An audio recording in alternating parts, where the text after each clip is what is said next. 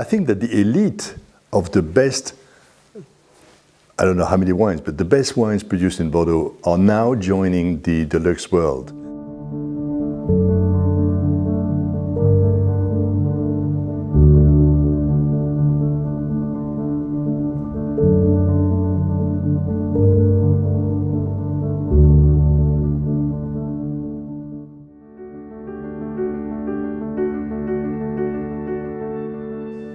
Not really, because Montrose was the last property amongst the first, the Cru Classé wines to be discovered in the beginning of the 19th century, so only 2 centuries ago, which is a short story compared to many others that was discovered before, and nobody had the idea to plant vines in this part of the Médoc, and it was a brilliant idea because eventually the terroir was just fabulous, equal to some of the best terroir. We are sitting, as I mean, for those who know more detail of the Médoc story, we are sitting on the terrace 3 and 4, which are the best part of the Médoc, the best soils, and this is only a short story in the time, over the time. So the story was not written before, a long time ago. So it's a rather relatively contemporary story.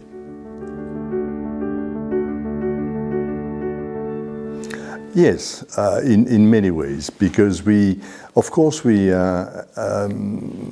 can say that the previous owners, they made a great job. They made some fabulous vintages. Everybody remember of the 1990. Everybody remember at the end of the 19th century of the 1893. I mean, these are monument wines. But we added, with the Bouygues family, we added a new environmental dimension to the estate, a new strategy, a new approach, a new way of thinking about how to make a great wine today. And this new environmental dimension is something which is very substantial because very quickly after the acquisition in 2006, the Bouygues decided to go for a major renovation project on the estate, which lasted 7 years. So it's not a short story, it's a very long story. And we moved everything around, we changed everything around, we renovated or rebuilt completely the property, and the 10,000 square meters that are all the buildings consisting of Montrose have been either renovated or rebuilt. And everything considering a new environmental strategy and issue for the estate.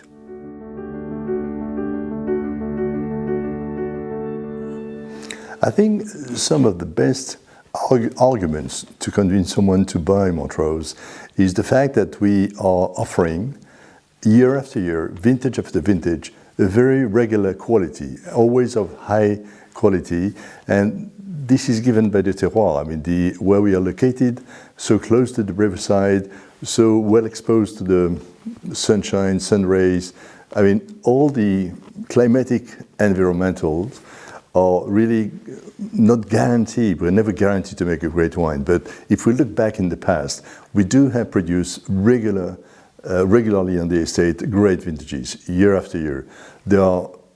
I can almost say that there is no bad vintage at Château Montrose.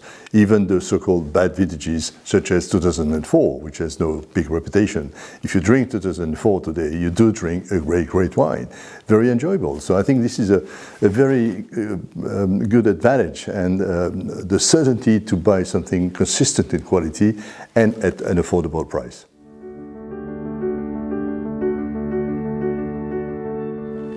Yes, we have determined, and we actually decided back in 2006, when the Bouygues arrived on the estate, they included into the goals aimed by the renovation project a new environmental dimension. And they decided at the time that everything they would be doing will be in consideration of this environmental issue. First of all, when renovating the buildings, they pay attention with the architect to the save of energy. I mean, the buildings we are dealing with, we are working with, are all low consumption of energy. And besides that, we are producing our own energy from solar panel, we have a solar panel farm, and we have a geothermal installation which is producing a lot of energy. I mean, just to illustrate what I'm talking about, is the geothermal installation is actually producing all the energy needed for the air conditioning and the vinification. I mean, the thermal regulation of the vats are coming from, the energy used are coming from the geothermal installation. So this has actually led us to consider later to go much further into the environmental project.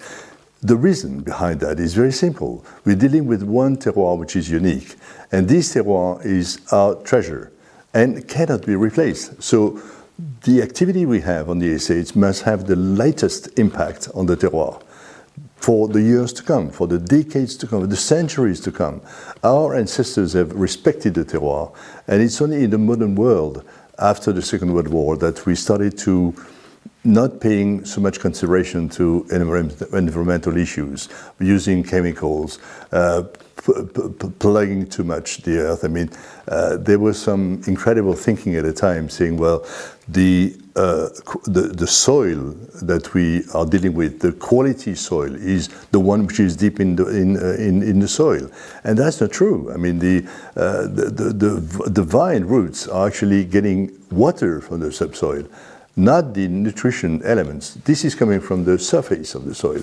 And if we work too much the surface, we are just killing the natural element that we need to produce good grapes and good wines later on. So we are paying a lot of attention today to respect the terroir and do everything possible to have the lightest, smallest impact on the soil and on the earth.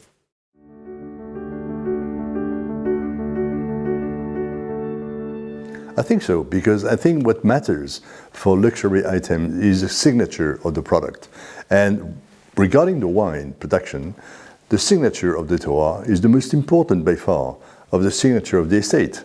Because this is what gives the style to the wine, and this is what gives the dimension to the wine, the level of quality to the wine. So it's essential to deal with a great terroir, and this is really giving the deluxe dimension to the final product.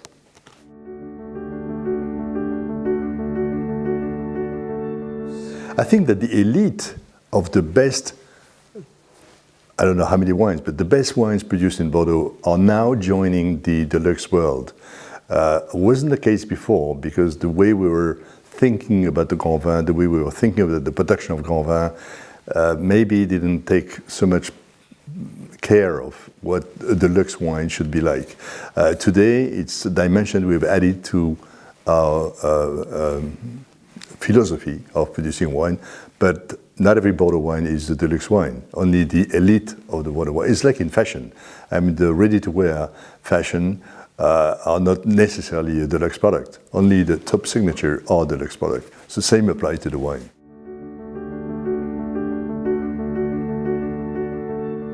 We have at Montrose rather sophisticated communication already for years, and we have told to our consumers and our customers a lot of stories, but maybe one, although we have talked about it in the past and even today, is not so much perceived or known by the consumers. And this is the fact that Montrose is producing wine on exactly the same terroir as 2 centuries ago when the wine was classified among the Grand Cru classé wines of Bordeaux. So this is giving something really extremely specific to Montrose, and this is really what makes Montrose the way it is and the signature of the wine it is, because this the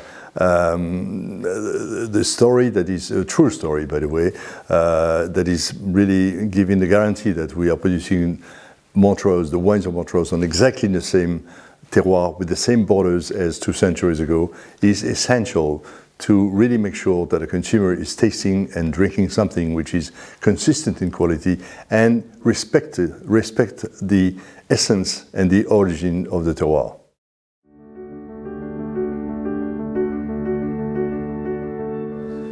I think the best memory, or the best memory I have of this estate is what we did for the Fête de la Fleur back in 2015, which to celebrate the 2 centuries of history of the estate, and we hosted the famous Fête de la Fleur, which is something that happens every year, but more specifically with the international consumers, people coming from all over the world, once every 2 years, and it's a party which is where something like 15 to 2,000 people participate, and that specific year, 1815, was the special year 2015 was to celebrate the 2nd century anniversary of the creation of Château Montrose, the estate of Château Montrose. So we hosted the Fête de la Fleur for something like 16 to 1,700 people coming from all over the world. And what I remember more specifically about this Fête de la Fleur was not the number of people attending, but what the show we produced in the end of the dinner in the vineyard on a huge stage covering almost 1 or 2 hectares. And the subject was to show and remind people the history of the 200 years history of the estate. It was not just a simple fireworks exercise, it was just a complete show telling everything about the historical facts of the estate, and of course with spectacular scenery and spectacular fireworks, spectacular decoration. So I do remember that. I remember people like Martin or Melissa with a mouse like that when they discovered they hadn't seen it before, because it's the kind of show you do only once. You can't repeat, you can't rehearse it, because so it has to be extremely well mounted so that it works. And everything is in time. It lasted only 12 minutes, which is very short. But in 12 minutes, people had stars in their eyes, and me too.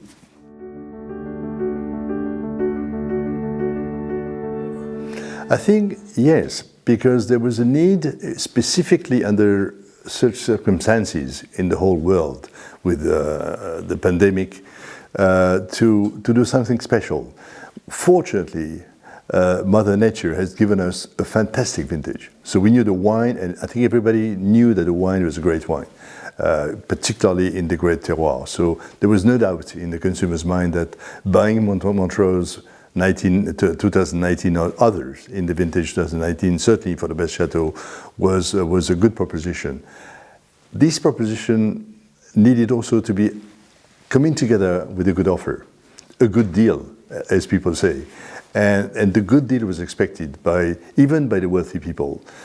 One has to remember that the wealthy people, because of the pandemic, had lost a lot of money. And they are wealthy enough to be able to afford this loss of money. But nevertheless, I mean, when you lose money, if you want to buy again, then you have to be offered something that you cannot resist. So a good deal was absolutely necessary to relaunch the Primeur system in Bordeaux, which was, in a way, maybe given up by some of the consumers around the world. So thanks to what we decided, we made a fantastic Primeur campaign. We sold everything we had available, and we missed actually a number of sales because there was just not enough wine to satisfy the consumer's request. Good news.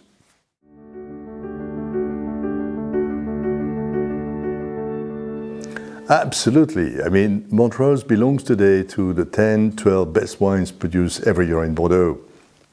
And Montrose is the cheapest.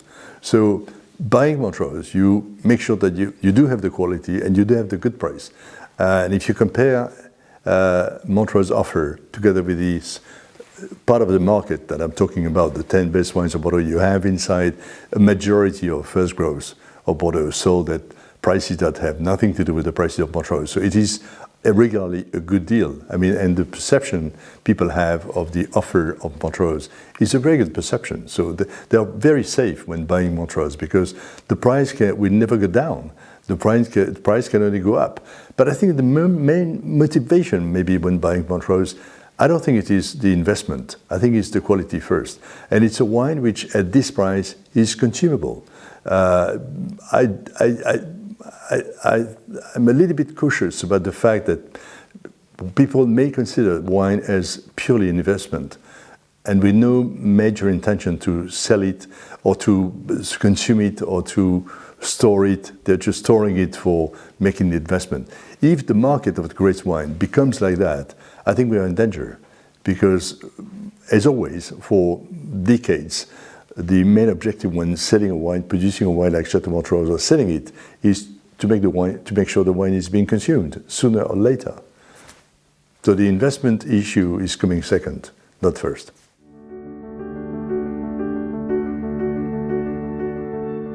I think that I will necessarily refer to the years that I've been in charge of Château Montrose. So these are the recent years, let's say the last 10 years. I think the best ones are some of the latest ones, and I will certainly put into the three best achievements: 2016, 2018, and 2019. Others are not bad, but are just one step below.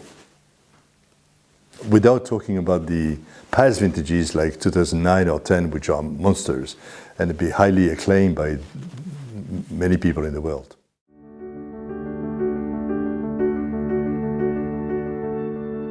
I think that one of my greatest memories is actually a recent memory. It's a recent story. We had the pleasure and honor to welcome, together with Martin Bouygues, the owner, one of the most famous chefs, 3 Michelin star at Château Montrose. It's Alain Passard, who has this wonderful restaurant in Paris, 3 Michelin star restaurant, and he accepted to come down to Château Montrose to visit it and share lunch with us. We were just the three of us, Martin Bouygues, Alain Passard, and myself. And as we sat down for lunch, I remember telling Alain Passard, I said, Alain, I'm very sorry, but today you will not eat 3 Michelin star cuisine, because our cuisine is much more simple.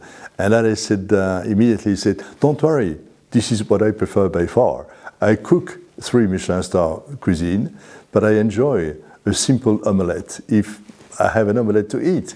And I'm sure that it will be perfect. So he enjoyed his food for lunch, and he also enjoyed his wines, because we served him, because we knew that he was a serious connoisseur and wine drinker. So we opened some fantastic bottles, finishing by a sumptuous 1970 Château Montrose, which was just perfect 70 years later after production.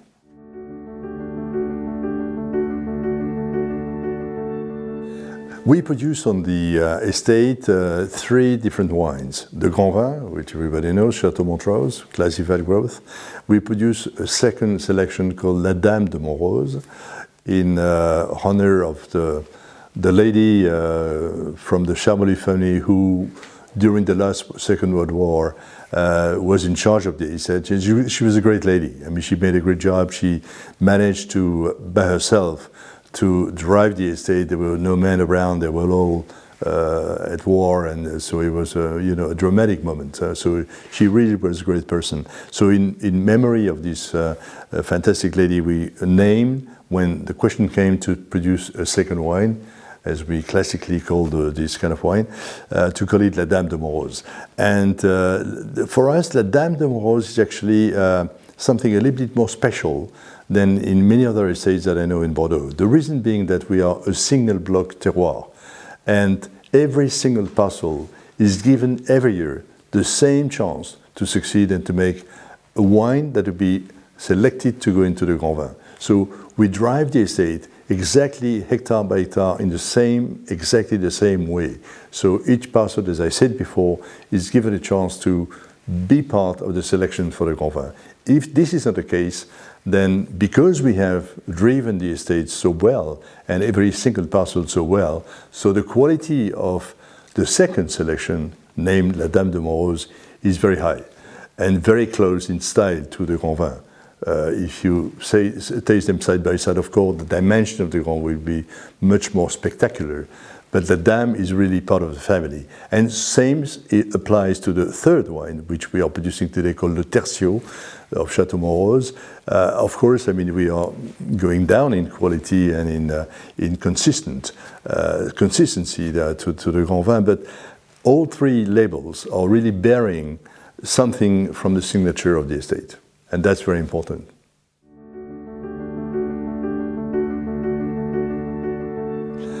The 2019 vintage is a great vintage. I mean, unfortunately, it was discovered in very special circumstances, as I said before. I mean, the COVID-19 was around all over the world. It was the main subject of discussion all over the world, and then suddenly we tried to speak a little bit about our vintage, and we didn't give enough space maybe to speak about the 19. But it is a fantastic vintage. It is a great, great success. It's a great, great Montrose, and the reason being that we have dealt with very, very good climatic conditions, and this is really essential to produce something very consistent in quality. So we had the climatic conditions almost perfect.